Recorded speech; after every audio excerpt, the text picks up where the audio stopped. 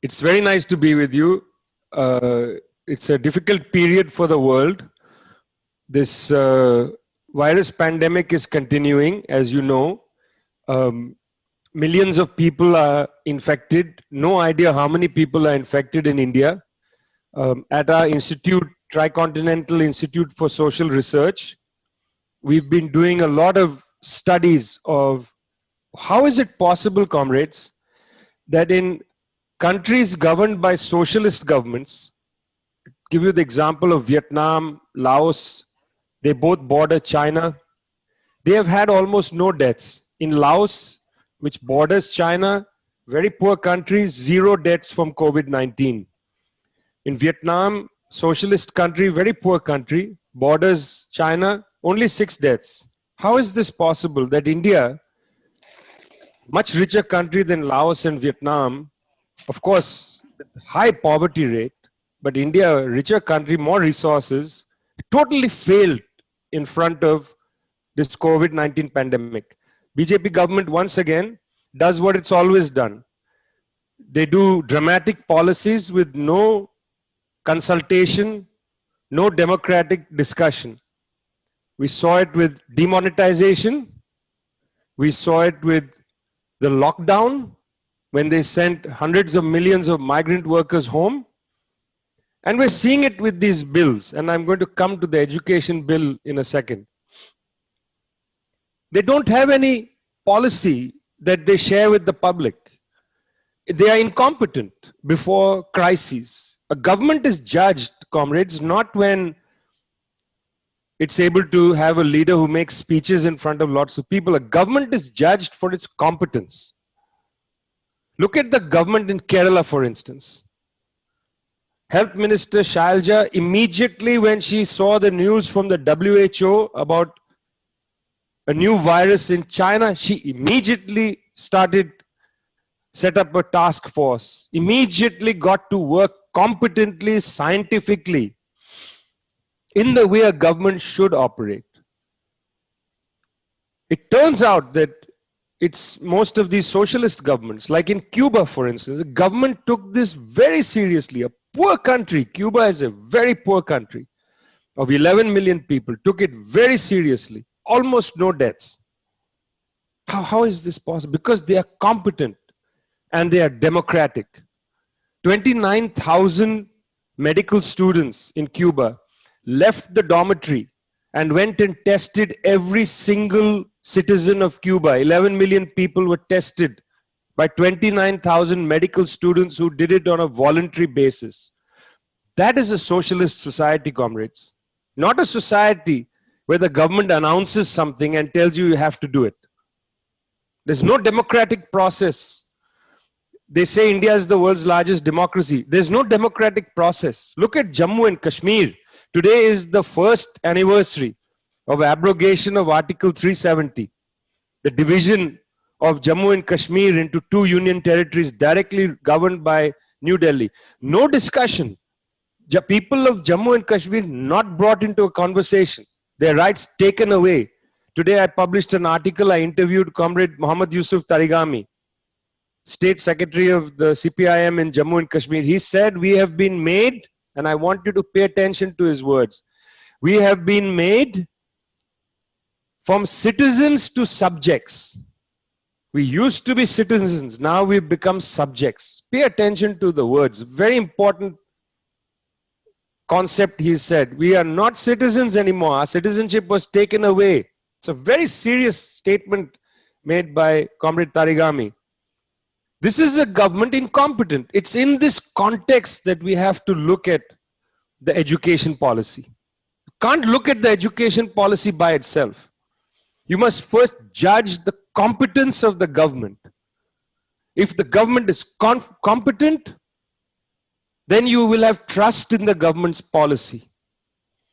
If the government is not competent, if the government doesn't take the people into confidence, have a democratic discussion about what's happening in terms of policy, labor policy, education policy, if the government has your confidence, then it's another thing. then you don't have to worry about the policy that much. You must look at the policy. But in this case, we have a government who's demonstrated that its core competency is in doubt.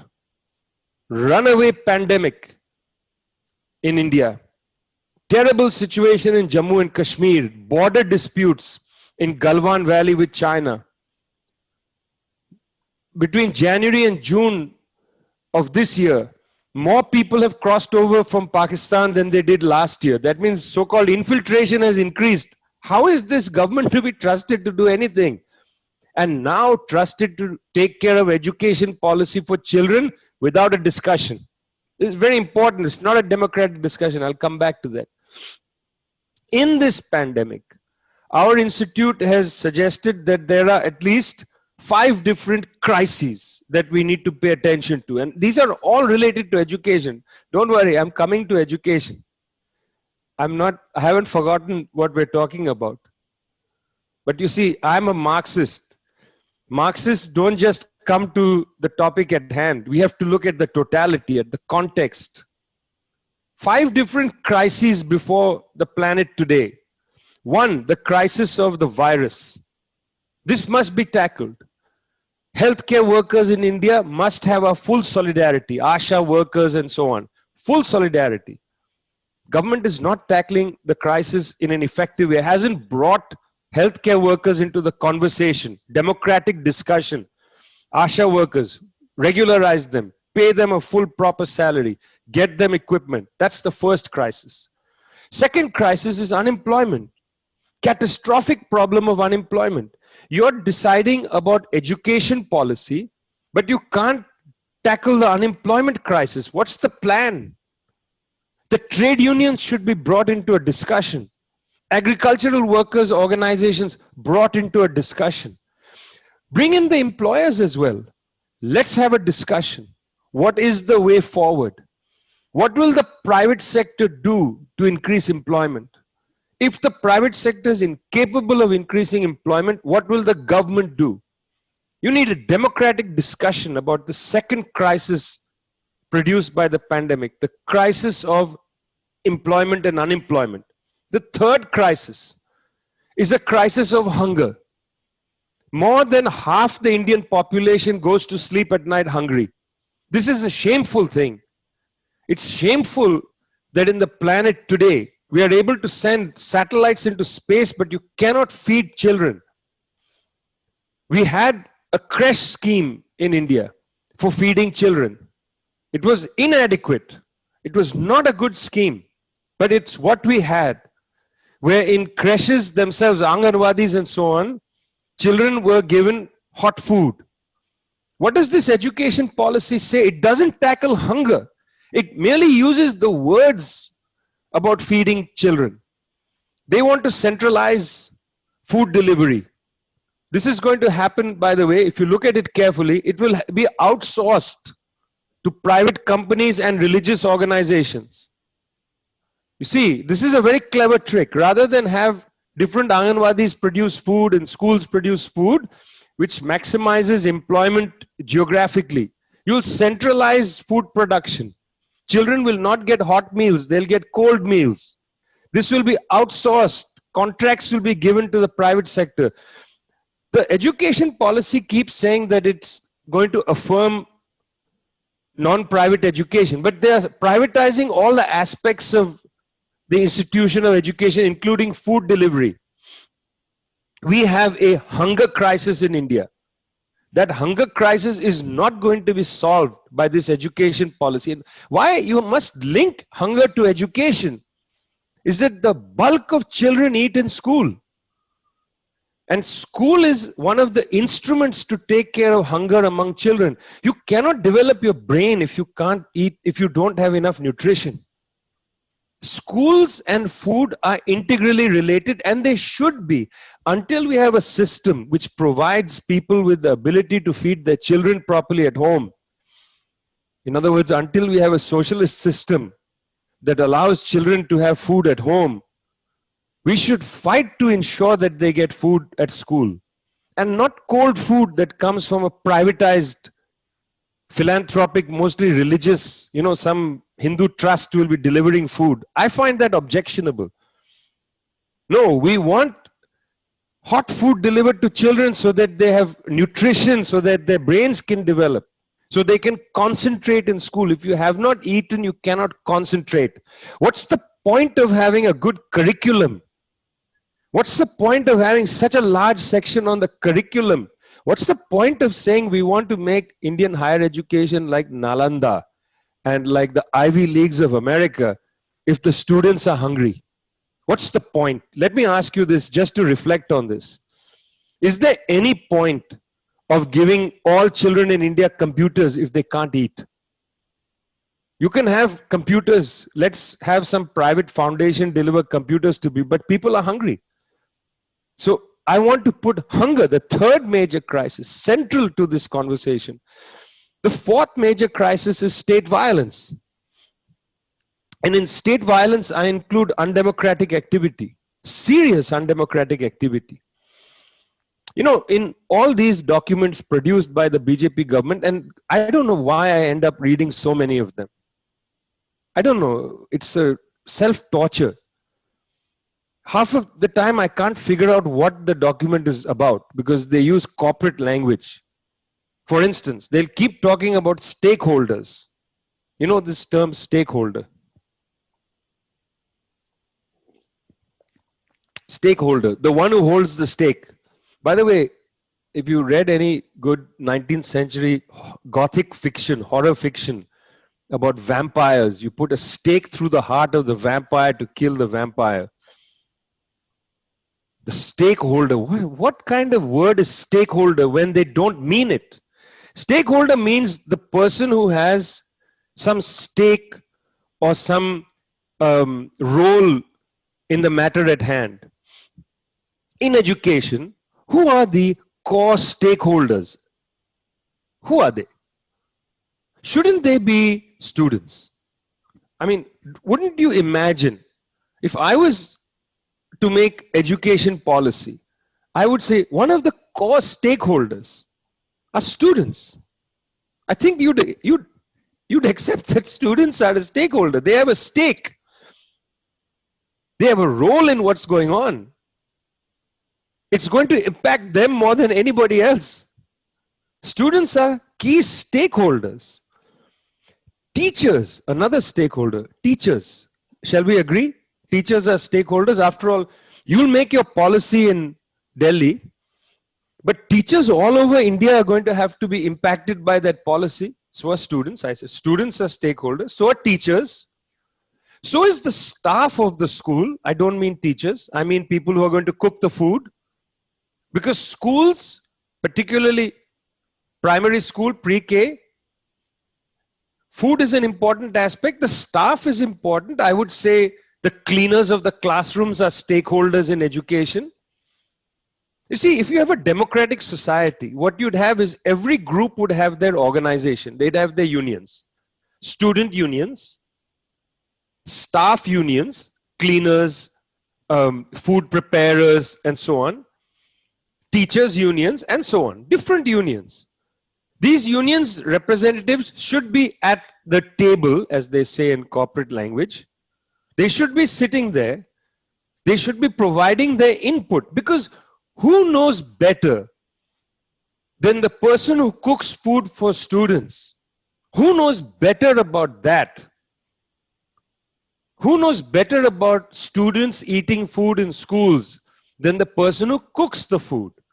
Why don't we talk to the person who cooks the food, or at least their union, and ask them, how should we design food delivery for students? Do you understand this? You see, we're designing education policy, friends. Education policy is not just about the curriculum, what happens in the classroom. It's not just about fees. It's about a range of human activity, including food preparation, cleaning the classroom. You see, I'll give you an example. If you're building a school and you don't ask the people who clean the school, what's the best way to design the school? You haven't taken their input, because all these years of coming and cleaning the school, they might tell you this is a better way to put the tables. It's easier for us to clean a classroom. We can clean the floors easier if the tables look like this. Do you understand? They are experts. They are intellectuals of their activity. Antonio Gramsci, the very great Italian Marxist, says that every social strata produces its intellectuals. The cleaners have the intellectuals, people who best understand how cleaning must be done. The food preparers have the intellectuals, the people who best understand amongst the food preparers what's the best way to prepare food for young children. Because they have experience doing it. Their practical activity of producing food has produced for them an understanding, wisdom. So if you're truly democratic and you are truly a stakeholder, talk to students, talk to the food preparers, talk to the teachers. But no, this government has taken the complete opposite attitude, smashing student unions, calling students who are interested in politics anti-national. You see, the attack on central institutions, not just JNU, of course, but Hyderabad, HCU, Himachal, central institutions where students have been trying to put their voices forward, particularly around fees and rules, dormitory fees, and so on. When students try to put their views forward, what does this government do? It treats them as criminals, anti-national, and so on. Look at what they did to student leaders at JNU. They charged them with sedition. There is no room for democracy. If a young person at JNU is charged with sedition, students across the country get scared. Then they are unwilling to act. They are told constantly, your job is to study, not to struggle. Remember, this is the motto of the SFI, study and struggle. Why is struggle important? Struggle is important because struggle is another word for democracy. The moment you remove struggle, you've removed democracy from there, because it's through struggle that we articulate, put forward our viewpoint in a democratic society, not just write a letter in the newspaper. We come out to struggle because we need our views heard. They don't listen to us if we just put a memo. Students write a memo, hand it in, they file it in a drawer. How many memos have been filed? How many,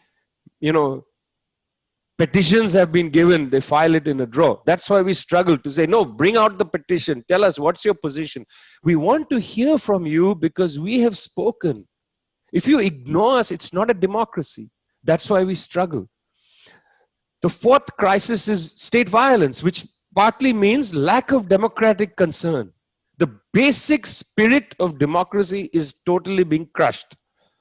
Bring in the actual experts, not the consultants from McKinsey, the consultants from this, consultancy firm at enormous cost. You see, the Planning Commission, when they got rid of it, instead of that, they brought consultancies. Why are you talking to a consultant?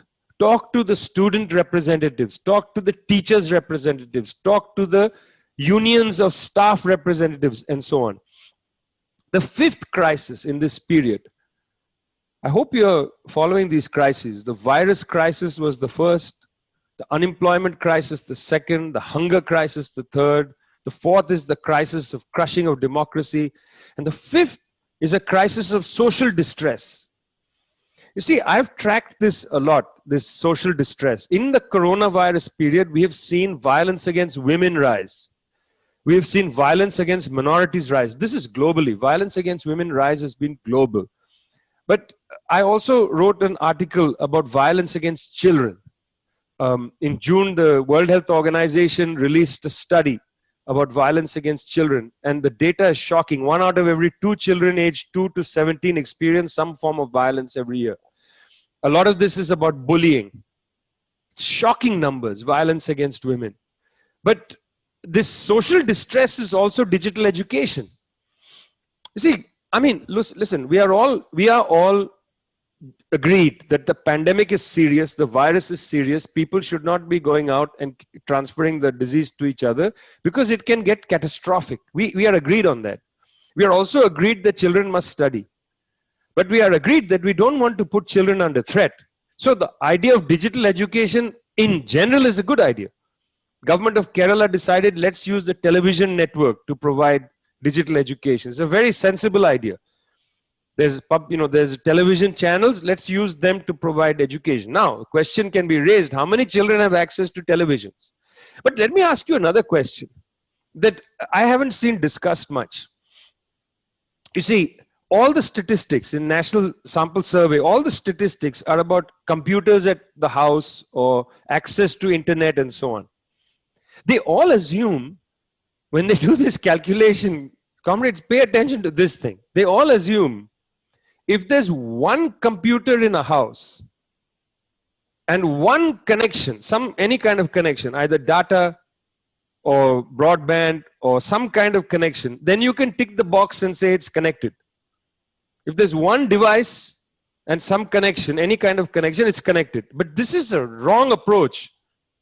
If I'm a parent and I have 3 children and I don't have 3 computers, I'll have to decide which of the 3 children goes to digital education. And I can tell you, because of the way patriarchy functions, the way misogyny is persistent in our society, hatred of girls, discrimination against the girl child, I'm telling you that if you have 3 children and 1 computer, I'm guaranteeing you the majority of kids that will get that computer will be boys. Majority of kids that will get the computer will be boys. The National Sample Survey is inadequate, and in fact, most of the surveys of digital divide are inadequate for this purpose, because they just see if there is one device in the house and a computer connection of some kind. If you're using your cell data, it's very expensive for a poor family. If you're using a phone and cell data, a child cannot concentrate. It's impossible. It's impossible. If you have 3, if you have 4, 5 children, who has 5 computers in their house? I mean, I'm asking you, who has 4, 5 computers? And now, let's think about this. You have 1 computer. Education day is so long. What are you going to do? Divide your children up? You take so many hours, you take so many. At any rate, the class question is central. Because if you are a rich family, you might be able to take care of this problem. Poorer families will start passing out. This is against the Constitution of India. This is discriminatory education. You must raise this point. Don't look just at the digital divide statistics. Look to see what is the average number of children in classes. We need to disaggregate this by class. Average number of children in a household.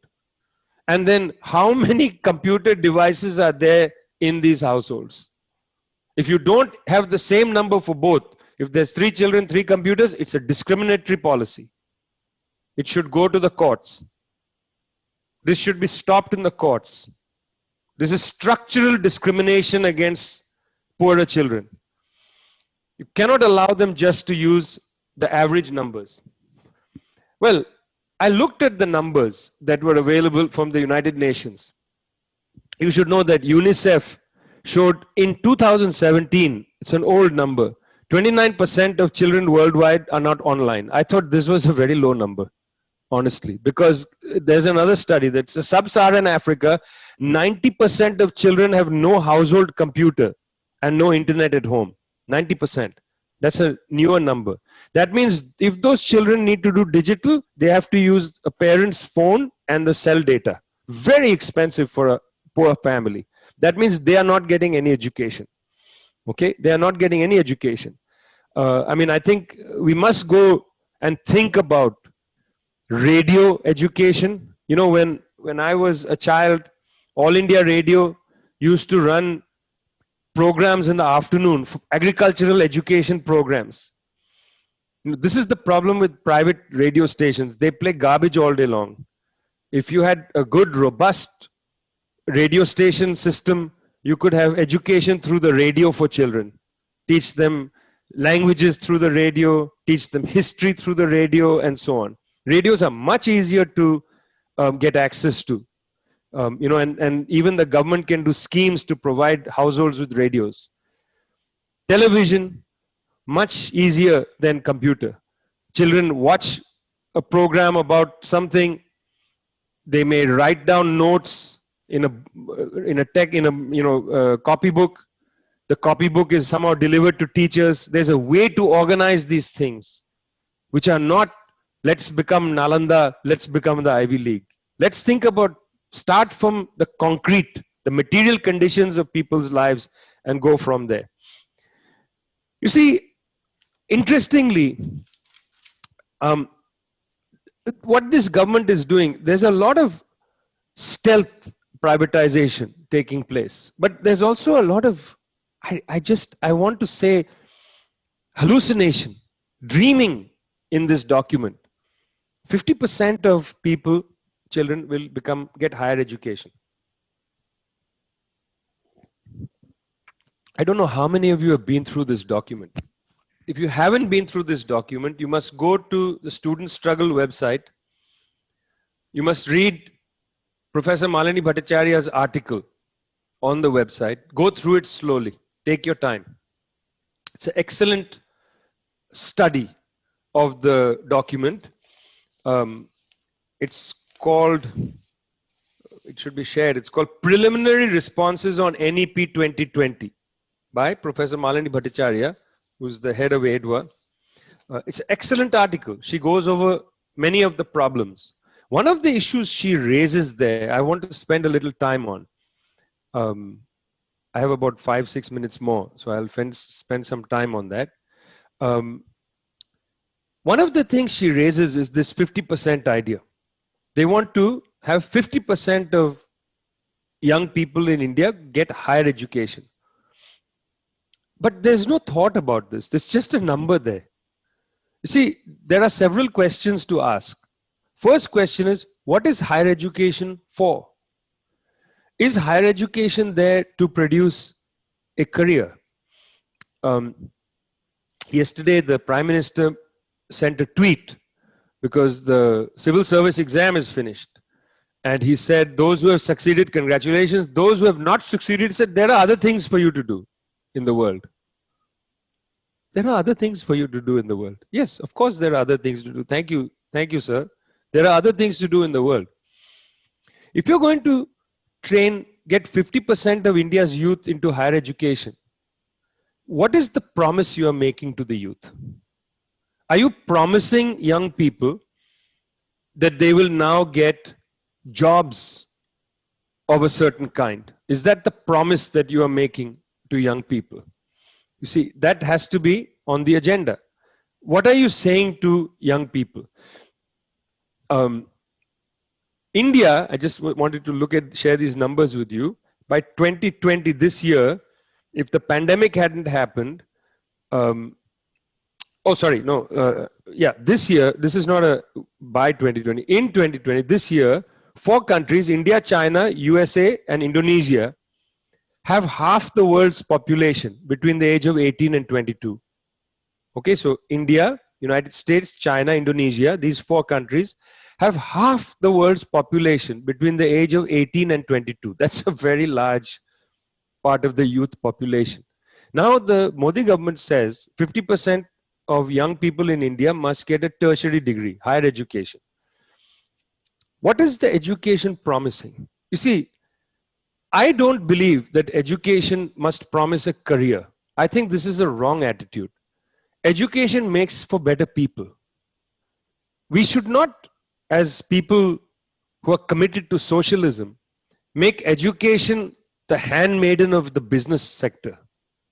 Education is about making people human beings.